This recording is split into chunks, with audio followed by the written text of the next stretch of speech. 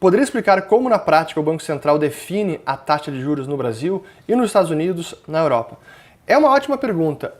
É preciso primeiro começar dizendo que taxa de juros é um preço, é o preço do tempo, é a razão de troca entre bens futuros e bens presentes. E como qualquer preço no mercado, ele é definido pelas forças de oferta e demanda. Por mais que haja um Banco Central interferindo e tabelando este preço, ainda assim é um preço definido no mercado, porém nesse caso muito manipulado. E como é que o Banco Central manipula a taxa de juros?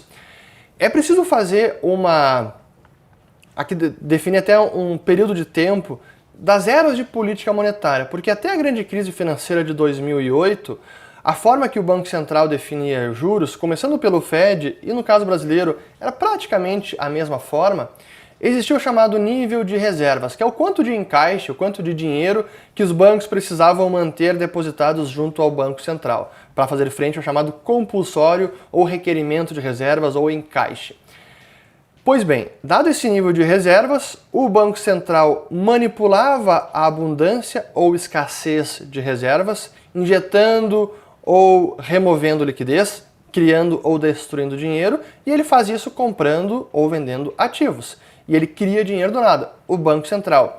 Injetando mais liquidez, aumentando o nível de reservas, ou retirando liquidez, removendo o nível de reservas, ele consegue ajustar a taxa de juros, que é a taxa cobrada, para os bancos emprestarem reservas entre si, emprestarem dinheiro entre si. Então o Banco Central era mais um agente manipulando o mercado de reservas, de necessidade de empréstimo no interbancário, e assim ele conseguia tabelar a taxa de juros na meta-alvo que ele havia definido. Então o Fed definia, vamos lá, meta agora é 5%. Para atingir aquele 5%, ele fica manipulando o nível de reservas até atingir aquela taxa de juros definida na meta. Assim que funcionava até 2008. A partir de 2008, quando o Fed começou a inundar o sistema bancário com reservas, ele começou a comprar um monte de ativos, dívida pública americana, os treasuries, dívida das famílias, as hipotecas de famílias americanas, e os bancos começaram a ter um excesso de reservas, muito acima do compulsório, do requerimento mínimo de reservas, o chamado encaixe. Tanto é que a partir de 2020, depois da pandemia, o Fed acabou com o compulsório, não tem mais um mínimo de reservas que os bancos precisam manter porque há reservas em excesso.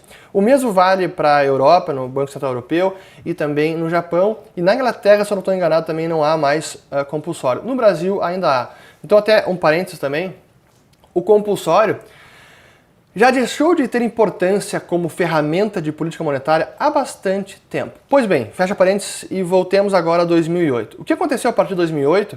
Já que não há como manipular o nível de reservas porque há uma abundância de reservas, o que o Fed começou a fazer para definir alguma taxa de juros foi instituir uma remuneração sobre essas reservas bancárias. Então o dinheiro do banco fica depositado no Fed, o Fed remunera a uma taxa. Essa é a chamada Interest on Reserves, ou IOR, juros sobre reservas.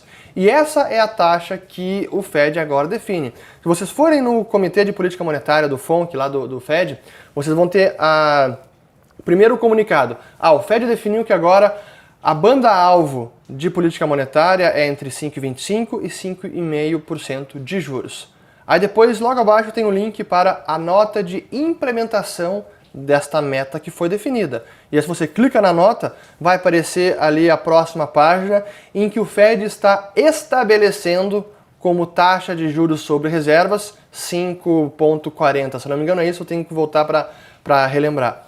Mas é dessa maneira que hoje o Fed define os juros. E como essa é a taxa que o próprio Banco Central está pagando e a taxa mais segura do mundo, ou pelo menos do sistema bancário americano, tem-se que essa taxa seria a referência ou a baliza para todas as demais taxas do mercado. Então, essa que é a taxa básica americana serve como a referência para as demais taxas de mercado. Sei que é um pouco técnico, mas como a pergunta também foi técnica, é assim que o Banco Central define a taxa de juros. Mas se o Banco Central não interviesse no mercado, ainda assim a taxa seria definida pelos bancos, pelos emprestadores de fundos e pelos tomadores de fundos. É assim que funciona.